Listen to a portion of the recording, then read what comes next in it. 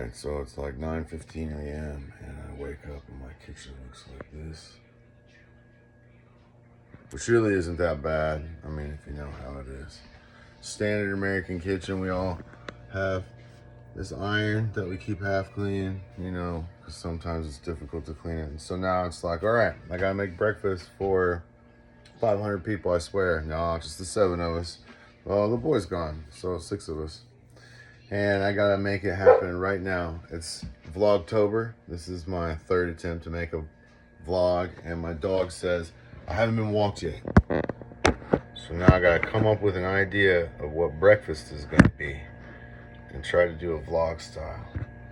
I don't think I have the tools to just leave this thing around and be like, look at my pretty kitchen and watch me cook and so on and so forth. Nor can I open the Copilot, well, since the update is not really working right, to get my interesting ideas. So I went to YouTube and I looked at YouTube video and I said, that's an interesting idea.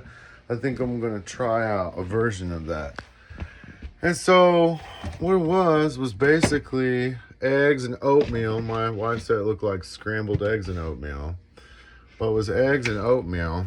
Oh, here we go. I tore this door off because I want to be able to access my pantry quickly and freely. So anyway, basically it was just oatmeal and eggs. And I said, well, I can see what this person's doing here. They're just busting out their little pans, whatever they've got, right? And in that person's case, it was cupcake tins. So, got my silicone cupcake tins, right? Bam, with my overflow. And then I saw that they used like a bunch of cheese. I mean, it was basically a cheese dish. And they used 3 eggs, so I'm going to use 6. How convenient. There are exactly 6 eggs left in my container. That was 1 cup of oatmeal, and the person had like 1 million views, so I was like, oh, well, they know what they're talking about. This high protein dish sounds absolutely fantastic. I'm going to go with it, all right? So also, in that dish, they had some stuff like cheese, and I'm like, well, I don't have that many kinds of cheese. What I've got is like this Kirkland pile of shredded cheese. I'm gonna probably use all of that, and we'll sneak in, I don't know, some sour cream. Now this person, I don't know, they must have a whole production crew. I don't know how anybody gets this stuff done without having an entire production crew, someone to edit your film and like, and maybe later I'll give you pointers as to how to do it better and stuff, but I don't have any of those people. What I do have is a pretty fantastic memory, according to the WAIS, or, you know, I remember something like better than 99% of the population, so I'm in the top 1%. And the guys was like, yeah, you should use some Italian seasoning. And I'm like, well, I don't know if I've got Italian seasoning, but I know I have all of the ingredients. That's like oregano, basil, garlic, maybe some onion powder if you're kind of being American about it. But I was hoping I would just be able to lazy pull out some, you know, other flavor. But I've got like, you know, this little thing here that we all spin around. We all got lazy Susan, and then, you know, all the other junk. So I think I'm gonna stick with a little bit of garlic, some salt and pepper, and this adorable turtle thing we got from a flea market when we was in Kentucky, visiting the family.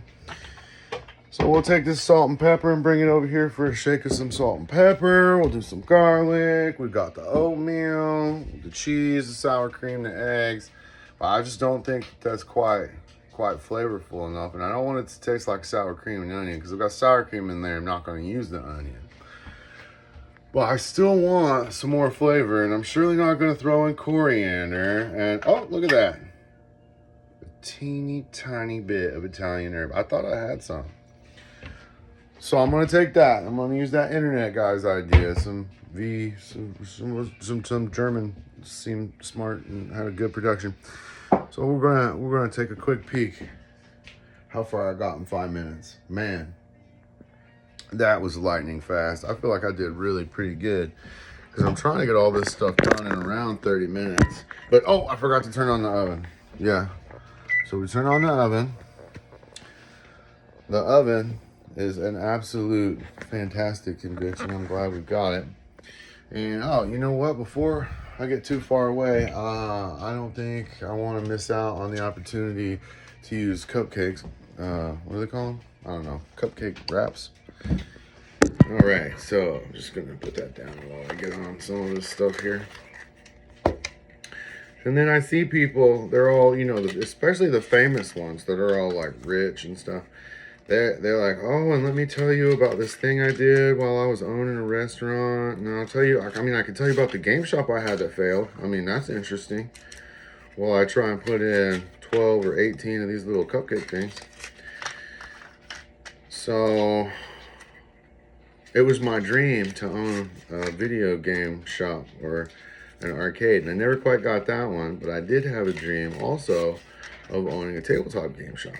And I did own one of those. And if you know anything about the industry, you should feel sorry for me. It's really tough to keep one of those afloat. Though Magic the Gathering pretty much kept all the bills paid until a tumultuous time ensued. And then I had to let go of it. And I brought on some more partners and basically just gave it over to them. And that's the way it goes in the business world sometimes. End of story.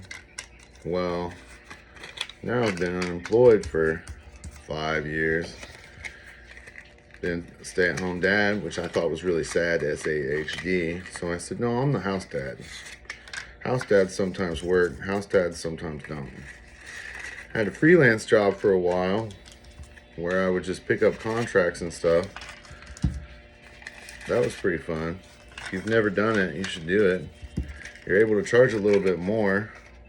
And if you've seen the contracts of the people that you hire at your office job, you know how much you could possibly make.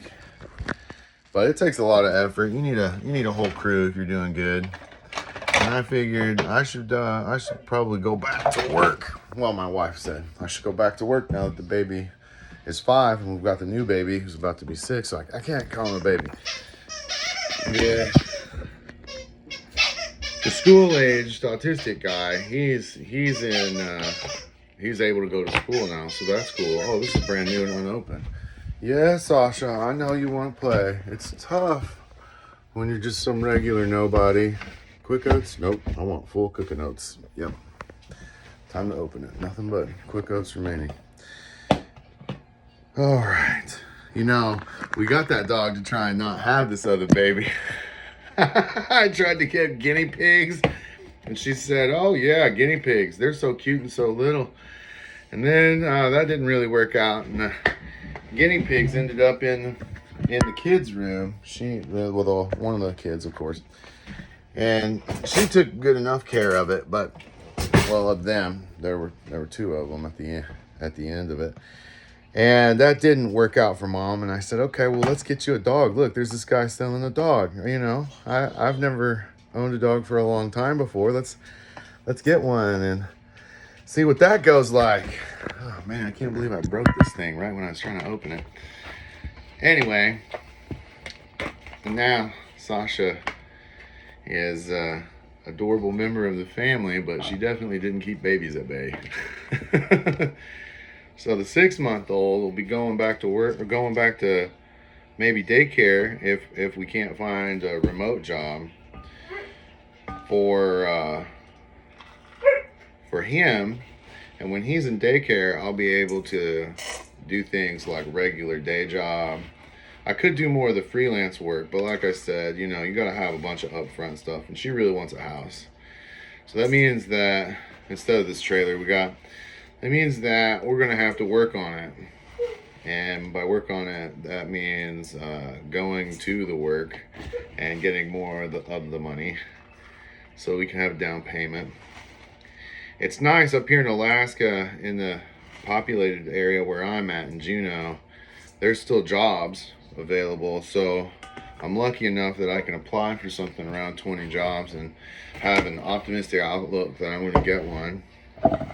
I saw on the news, the YouTube news, you know, you pick whichever one you want, that in China, there's a super mega competition for jobs because the population density is so high. And I was from a major metropolitan and the density was high there, and it was tough and competitive to find jobs.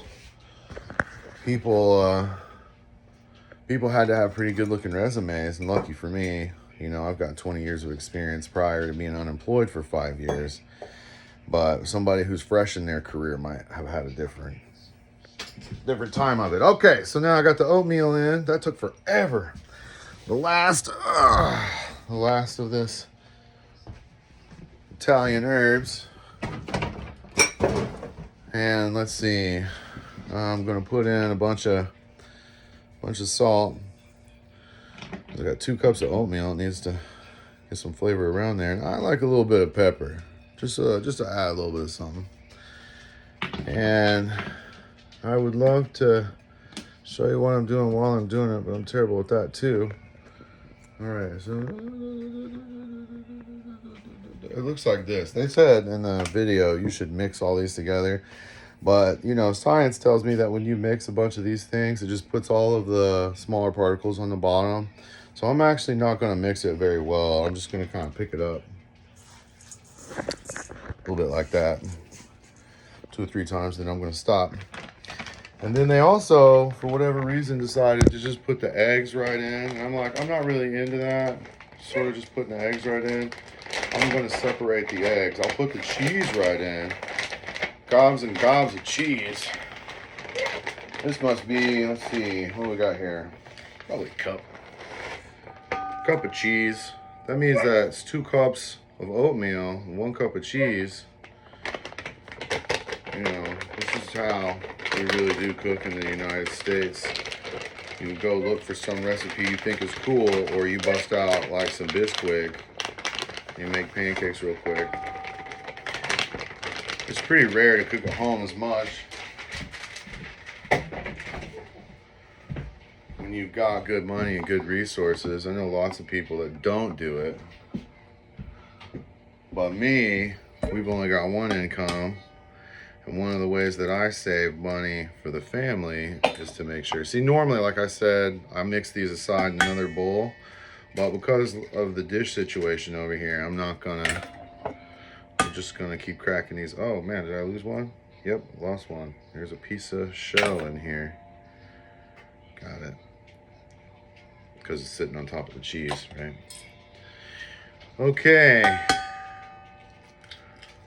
Moving on to egg number 4. Basically doubled the recipe. I eyeballed all of the pieces. But like I said, you know, if you've got 2 cups of oatmeal, you need to make sure that the flavor is going to be decent by mixing in some flavorful things. Now, he used Parmesan cheese, and I used those other things. So what's probably going to happen is that I'm probably going to have to add still some more flavor at the end, like a sauce or something. But my kids like that Mayploy sauce, so that's going to be all right. This will be like 1/4 a cup. But of course, you know, I'm going to measure it like a parent does. I got like there. That's a 1/2 cup. There you go, 1/2 cup. And I don't, you know, really have time to spend all day doing this. So I'll just come right over where the sour cream is, and I bring the egg yolks in, and I do it like this. Like I said, I like to do it on another bowl first. And after it's getting kind of mixed up, I say, okay, we can use the whole big fork stir thing. Fork and stir, fork and stir. Now, oh my gosh. Here. Have a minute of bliss.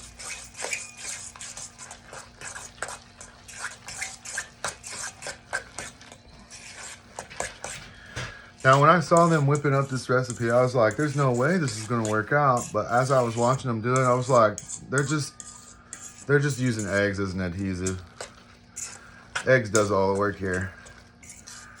And if you know anything about cooking with oatmeal, then you know that when you're making a meatloaf or whatever, the oatmeal and eggs is what holds it together. So this is going to turn out to be like some little quiche looking thing. And here we go, 15 minutes. All right, now I'm sure the oven is ready. I haven't heard it beep yet, but it leaks heat for whatever reason. And sometimes the door doesn't always get pushed all the way closed. Yeah, that's not a problem. But it seems like it takes a little bit long to me. So then I just sit down. My dog just wants to go on her walk, and the kid just has not gotten motivated. Shoot, she's been awake an hour, over an hour. All right, there we go. He'll get over to the camera in a minute. 1, 2, and I just take a nice big scoop. Whoa, there we go. 3. Am I gonna get all 18? I don't know, but Sasha, I know you want to go outside. Do you have your harness on? Oh my baby. All right, I'll pause and let you outside the side door. Come on. Let's go outside the side door. Oh my goodness. Laundry Alley is blocking the side door. Oh my goodness. Oh my gosh. Oh, man. Okay. Soon the fence will be fixed, and then I'll be able to just let her play outside a little bit more. It's been pretty sad for her. Almost 6 weeks the fence not been fixed. Had to tear it down because of some unfortunate circumstances. But anyway, it's going back up. Ah, there we go. Ready to cook. Well, it smells flavorful. That's exciting. And I can see that the Italian seasoning has been mixed around pretty good. I know that each spoonful has got a good portion of cheese in it. And my goal is to make sure that we get a little bit more protein in our diet. More recently, we came back from the kids' annuals, and the little kids need diet management. And that's happened before, but in that case, our kids would like overeat because we got so much food a lot of the time. We make large portions that the kids would just overeat. And one terrible overeat problem is pizza. And so, you know, the kids should only eat a single slice of pizza, should fill their stomach, but they're eating like 2 or 3 pieces. And my oldest girl, she went on gluten-free for, I don't know, 3 years or something. And so her diet and eating habits regulated, stabilized. She's 12 now, so you know that had to have happened in about 7, 8, 9, something like that. Well, now our 8-year-old has basically the same exact problem, only we didn't pay attention to it because she wasn't getting sick at the table like the first one was. And so, since I'm cooking, I don't really want to talk gross things, right? Anyway, it was nice when she graduated back to wheat and she had controlled her eating and wasn't gorging herself and things like that. But the 5-year-old and the 8-year-old, seeing large meal portions by the adults and the teenager and the almost teenager, it makes them think that they should eat large portions like that.